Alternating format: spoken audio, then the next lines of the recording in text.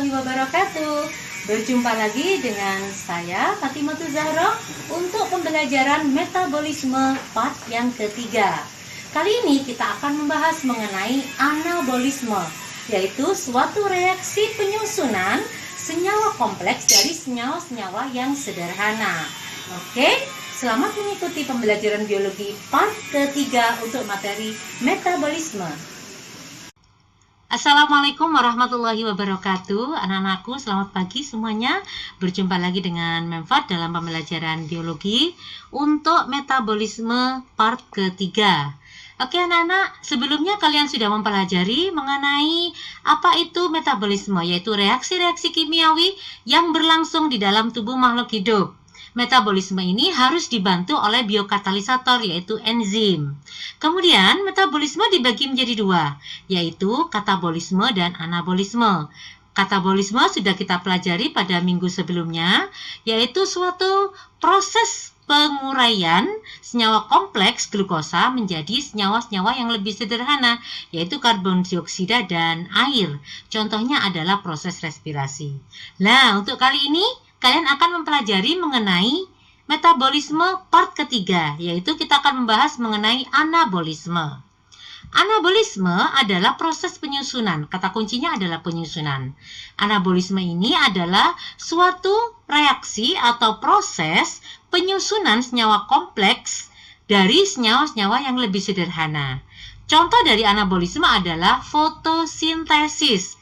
Kalian sudah pernah mendengar mengenai fotosintesis? Coba kalian amati mengenai reaksi kimiawi dari fotosintesis, yaitu 6CO2 ditambah dengan 6H2O dibantu oleh sumber energi berupa cahaya matahari dan berlangsung di kloroplas. Ini akan menghasilkan glukosa ditambah dengan oksigen sebagai produk akhirnya. Jadi kalian bisa mendefinisikan mengenai fotosintesis dari reaksi kimiawinya.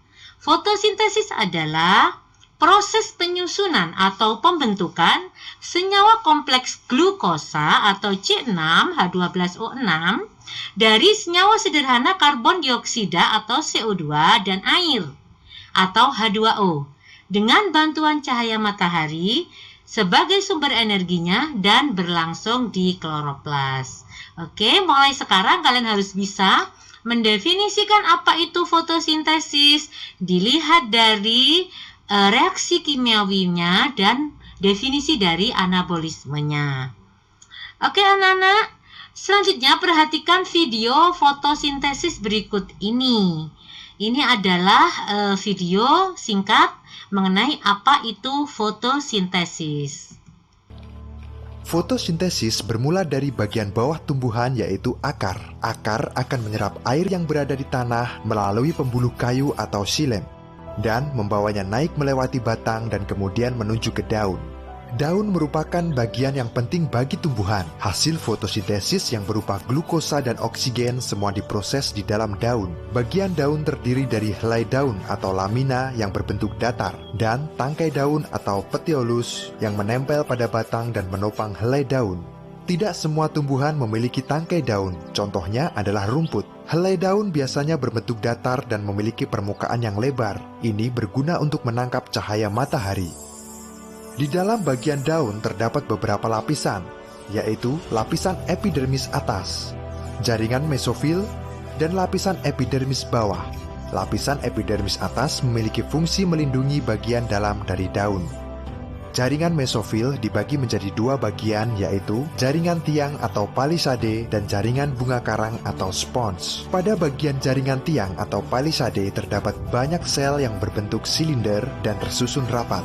Di dalamnya terdapat banyak kloroplas, sedangkan pada jaringan bunga karang atau spons memiliki susunan sel yang lebih longgar. Di bagian ini juga terdapat berkas pembuluh angkut yang terdapat pada tulang daun, di mana fungsinya adalah sebagai alat transport dan juga penguat daun. Di dalam berkas pembuluh angkut terdapat xilem atau pembuluh kayu, berguna untuk membawa serapan air menuju daun, dan floem berguna untuk menyalurkan hasil fotosintesis dari daun ke bagian yang lain. Bagian paling bawah adalah bagian epidermis bawah. Di sini terdapat banyak lubang yang disebut dengan stomata. Masing-masing stomata dikelilingi oleh 2 sel penjaga untuk mengatur terbuka dan tertutupnya stomata.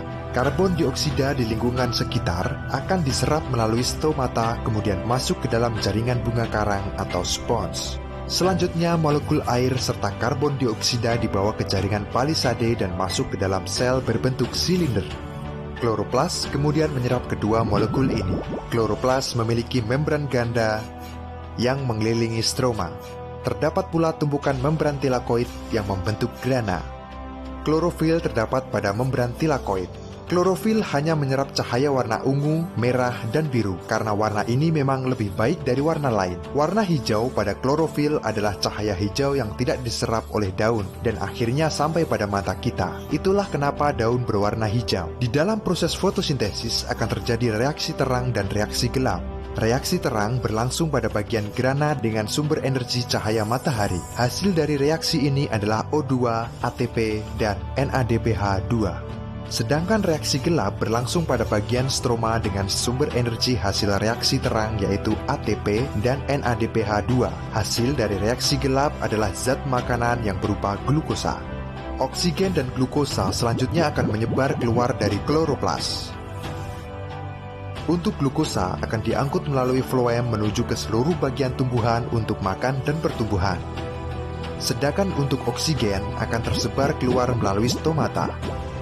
Oksigen ini adalah bagian yang sangat penting untuk kelangsungan hidup makhluk di bumi. Salah satunya yaitu untuk bernafas.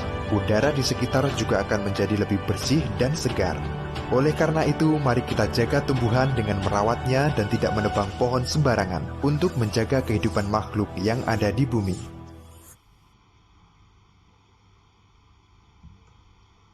Oke anak-anakku, kalian sudah melihat video mengenai proses fotosintesis.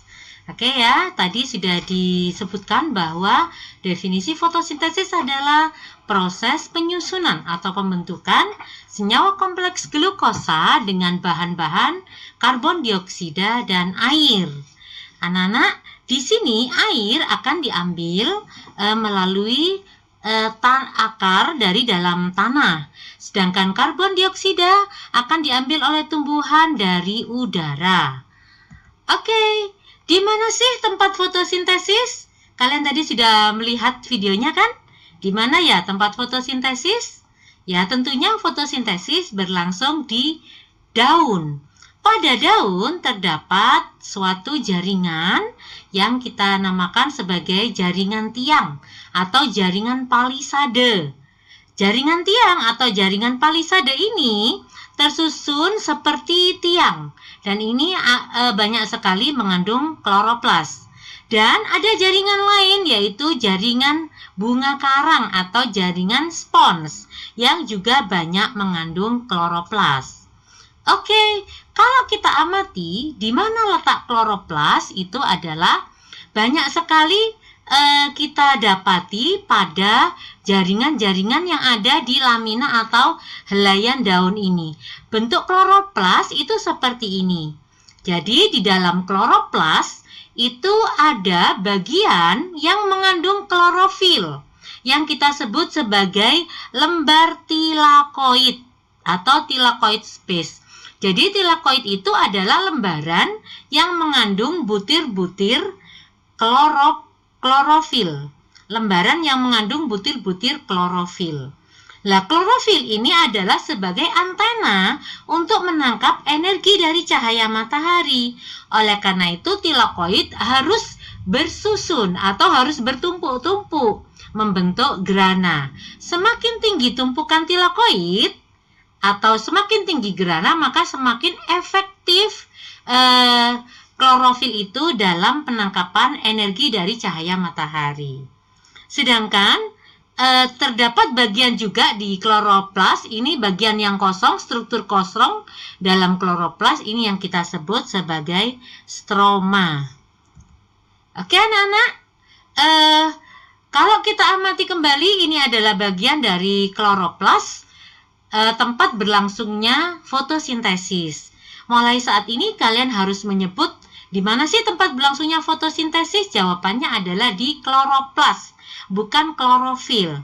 Karena apa? Karena fotosintesis itu terdiri dari dua reaksi, yaitu reaksi terang dan reaksi gelap.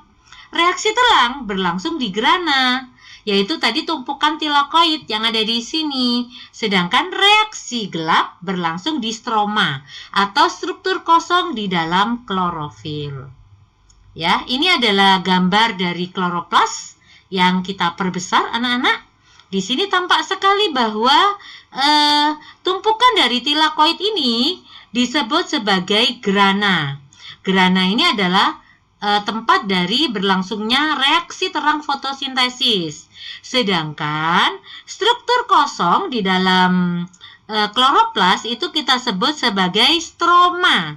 Stroma ini adalah tempat untuk berlangsungnya reaksi gelap fotosintesis. Selanjutnya, di sini diperjelas kembali bahwa fotosintesis itu berlangsung dalam dua tahap, yaitu reaksi terang dan reaksi gelap. Antara reaksi terang dengan reaksi gelap ini adalah proses yang saling berkesinambungan. Ya, kenapa disebut reaksi terang? Karena reaksi ini menggunakan energi dari cahaya matahari.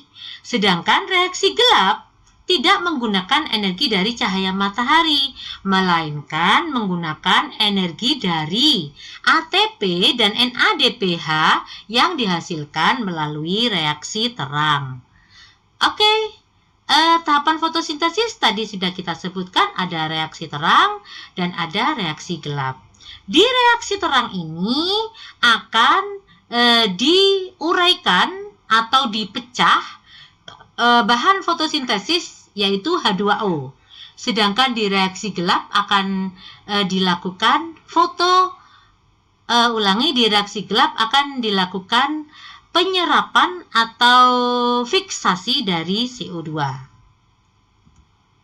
Oke anak-anak, jadi seperti ini prosesnya kalau kita amati. Ada reaksi terang dan ada reaksi gelap fotosintesis, di mana dua reaksi ini akan saling berkesinambungan atau saling berkelanjutan. Jadi jangan berpikir kalau reaksi terang terjadi pada saat ada matahari, sedangkan reaksi gelap nanti kalau setelah matahari terbenam. Bukan begitu ya.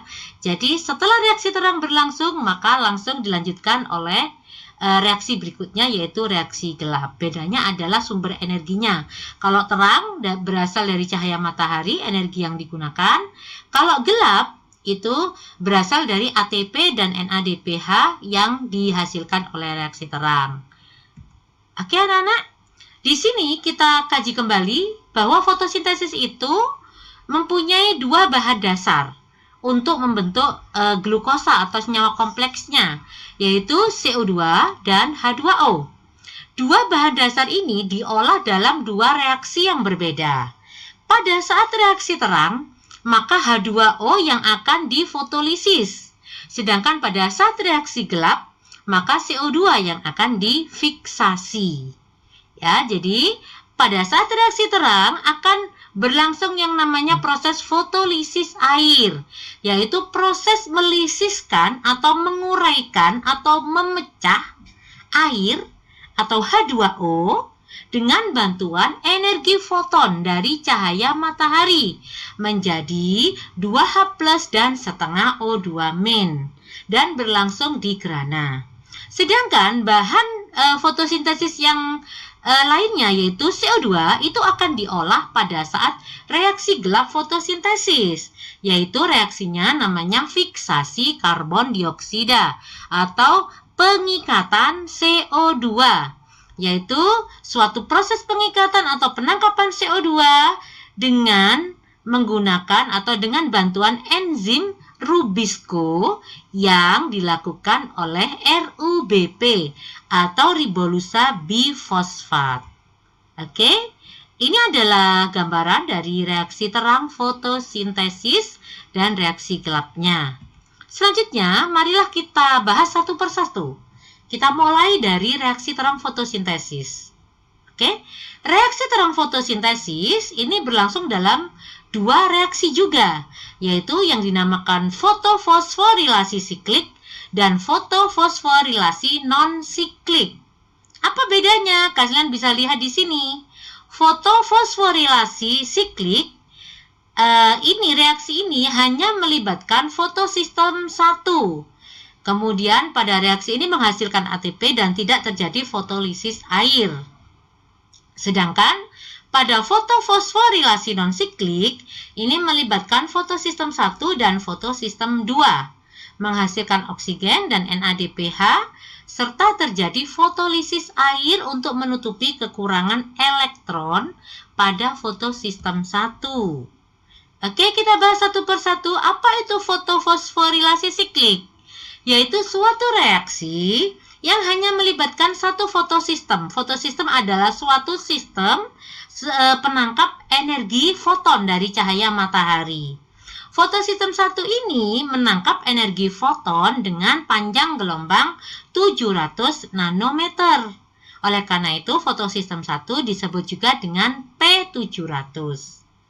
Pergerakan elektron dalam fotosistem ini dimulai dari fotosistem 1 dan berakhir di fotosistem 1. Oleh karena itu diberikan nama siklik. Jadi dari fotosistem 1 kembali lagi ke fotosistem 2. Namun ada elektron juga yang terlontar untuk mendukung fotosistem 2 dan lontaran elektron ini akan menghasilkan ATP. Oke?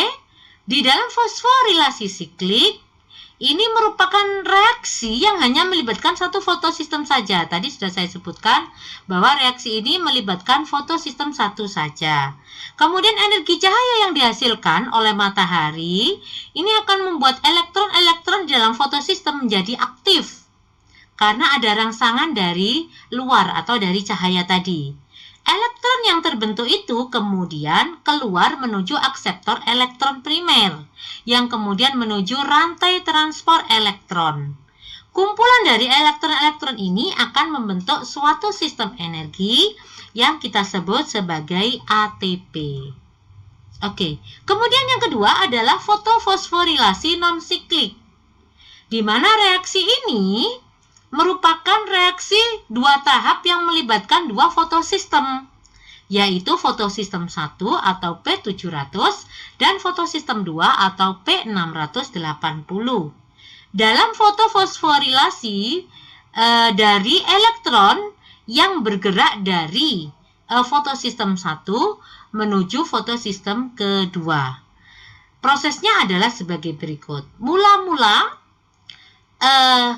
cahaya matahari dalam bentuk energi foton ini ditangkap oleh fotosistem.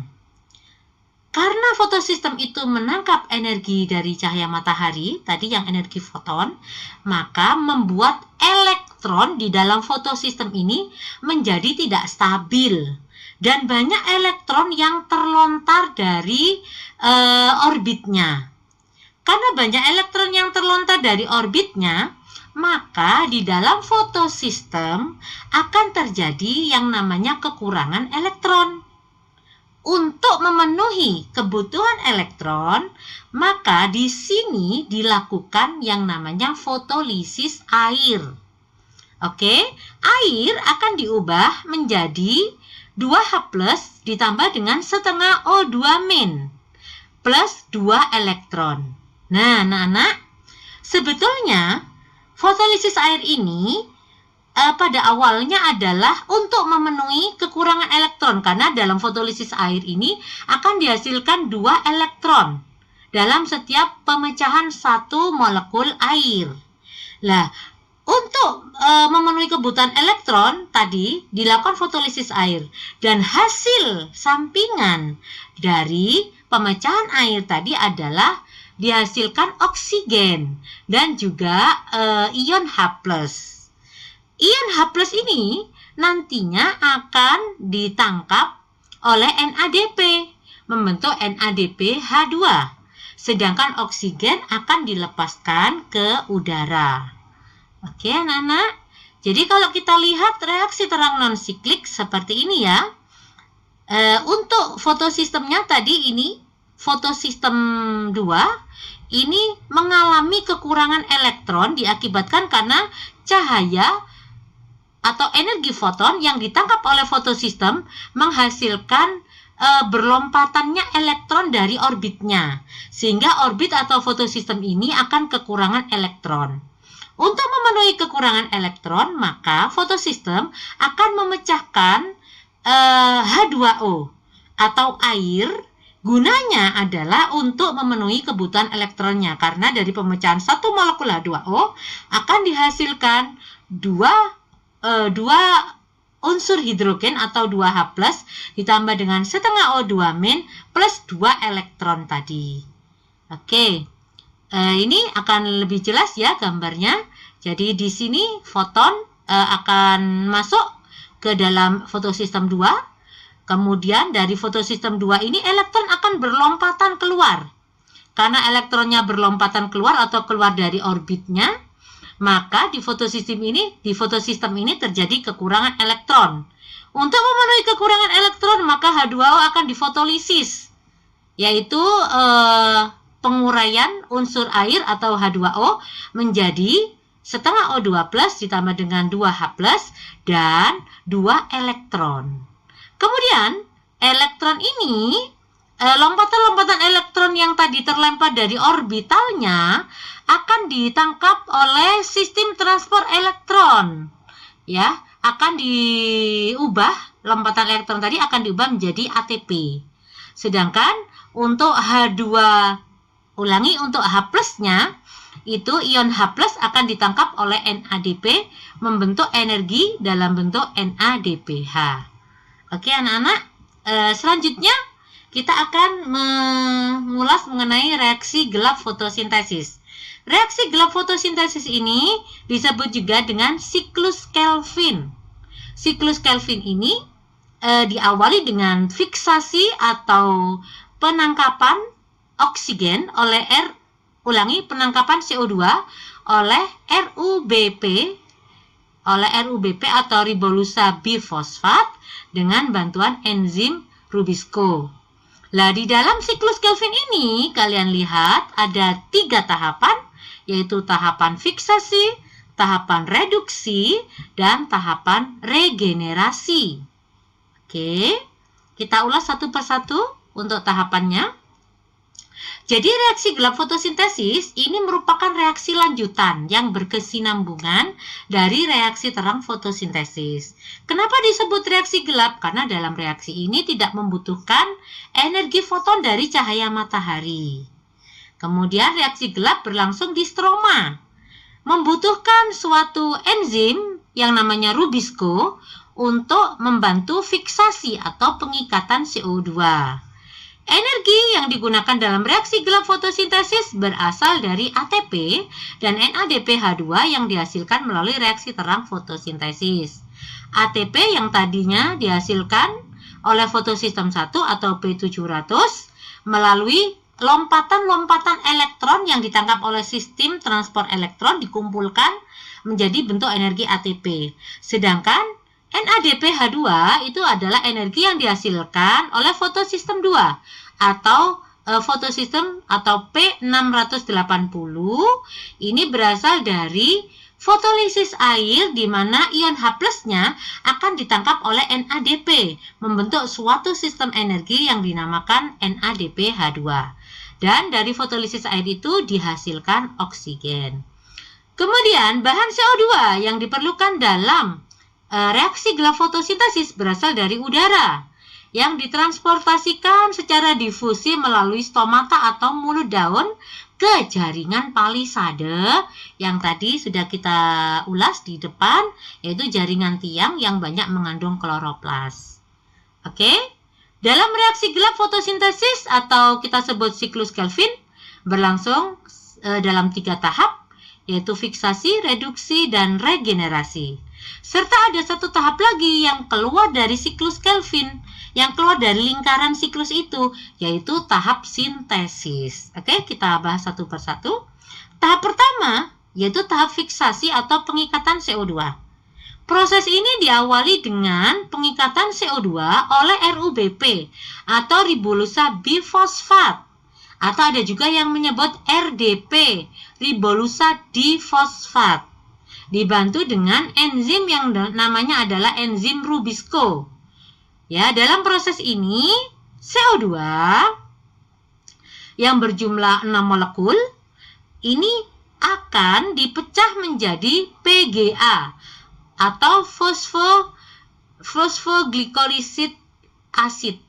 Ulangi, fosfogliseral acid atau asam fosfogliserida yang mengandung 3 atom C.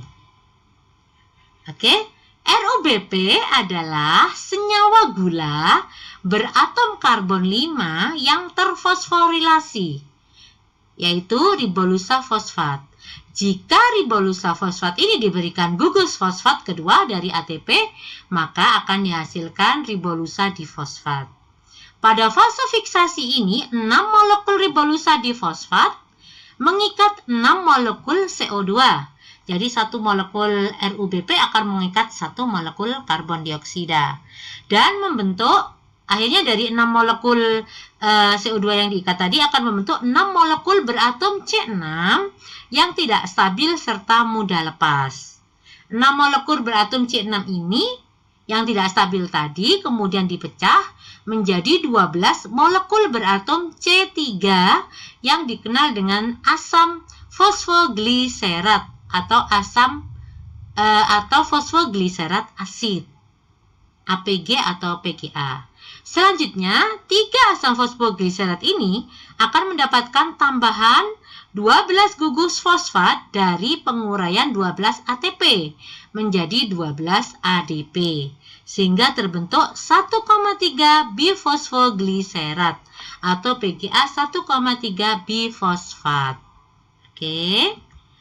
Selanjutnya, PGA yang dihasilkan melalui fiksasi akan masuk ke tahap selanjutnya, yaitu tahap reduksi.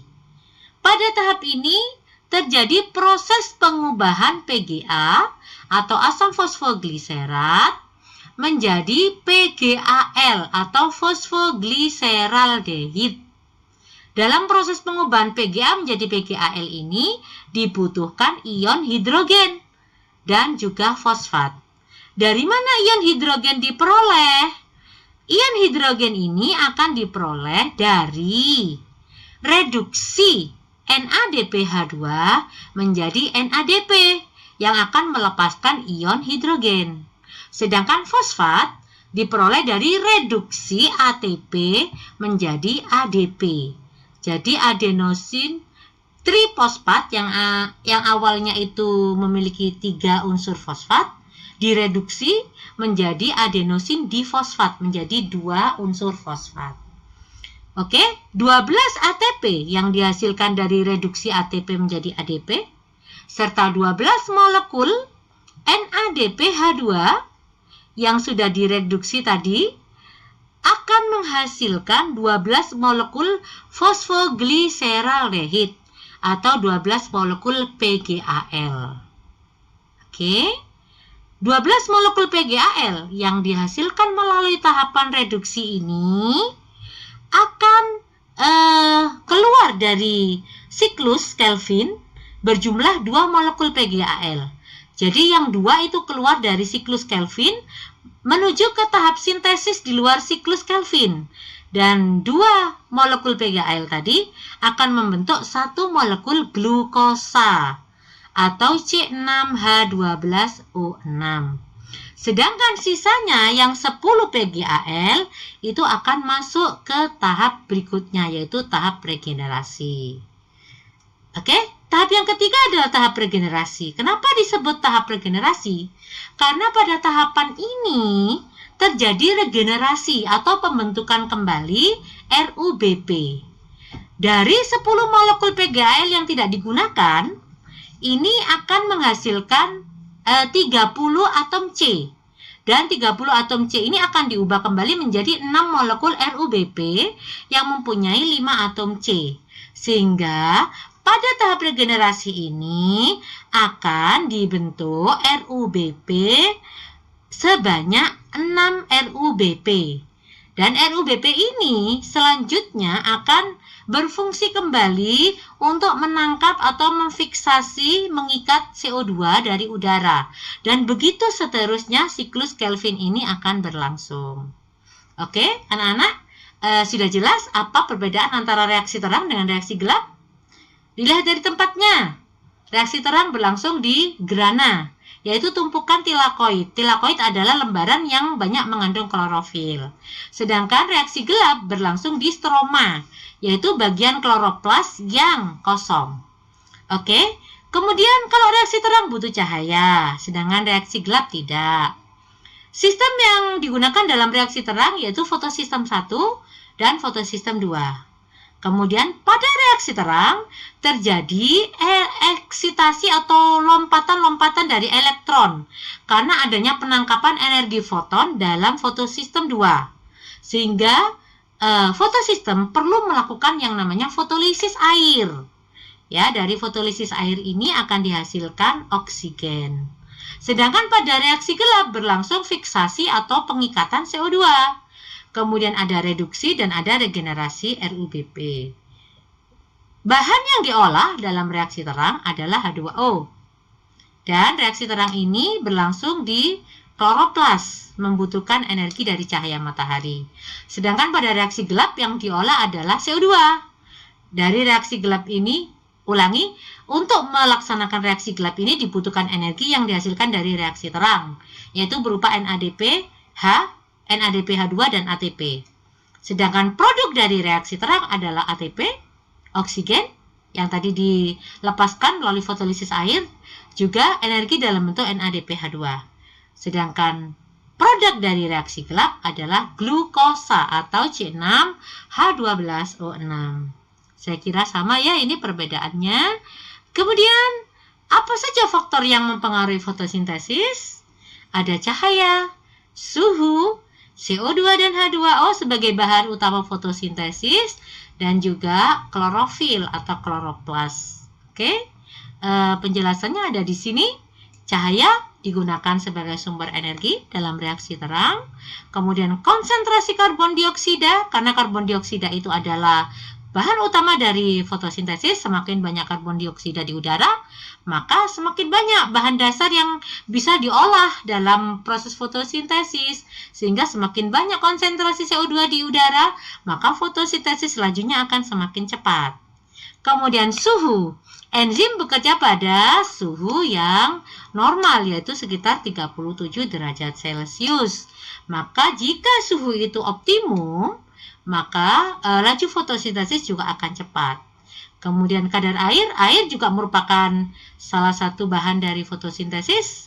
Jika tidak terdapat air di tanah yang tidak bisa diserap oleh akar, maka fotosintesis akan melambat. Tapi jika kebutuhan air tercukupi dengan baik, maka fotosintesis juga akan menjadi cepat. Kemudian kadar fotosintat atau hasil fotosintesis. Setelah fotosintesis selesai, proses fotosintesis selesai, ini akan dihasilkan yang namanya fotosintat, yaitu dalam bentuk glukosa atau amilum ya, C6H12O6. Kalau fotosintas ini berkurang, maka laju fotosintesis akan naik. Tetapi jika hasil fotosintesis masih banyak, belum diserap oleh bagian-bagian tanaman, maka fotosintesis akan melambat. Kemudian berikutnya, tahap pertumbuhan. Penelitian menunjukkan bahwa laju fotosintesis jauh lebih tinggi pada tumbuhan yang sedang berkembang. Jadi jika pertumbuhan dari tanaman ini optimum, maka laju fotosintesis juga optimum. Karena dari fotosintesis ini akan dihasilkan fotosintat berupa glukosa. Dan glukosa ini akan diuraikan menjadi energi. Energi akan dibuat atau optimalkan untuk proses pertumbuhan dari tanaman atau tumbuhan itu sendiri. Oke anak-anak, sampai di sini dulu pertemuan kita pada pembahasan metabolisme part ketiga. Selanjutnya, untuk kalian yang bernomor absen ganjil, silakan mencermati video demonstrasi percobaan SACH atau praktikum fotosintesis percobaan SACH. Percobaan ini untuk membuktikan apakah dari fotosintesis itu dihasilkan glukosa atau amilum. Setelah kalian mengamati demonstrasi videonya, maka kalian harus membuat laporan praktikum. Petunjuknya ada di buku paket biologi kalian. Kemudian untuk siswa yang bernomor absen genap, silakan mengamati video demonstrasi percobaan fotosintesis yang kita sebut ada percobaan Ingenhousz. Percobaan ini dilaksanakan untuk membuktikan apakah fotosintesis itu menghasilkan oksigen.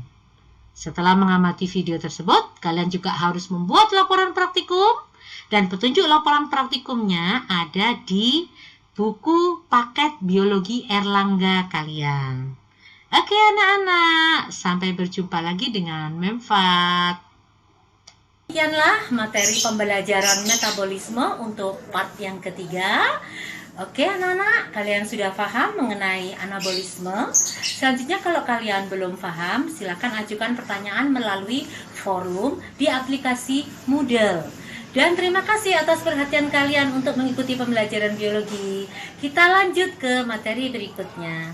Oke, sampai ketemu. Nice to meet you. Assalamualaikum warahmatullahi wabarakatuh.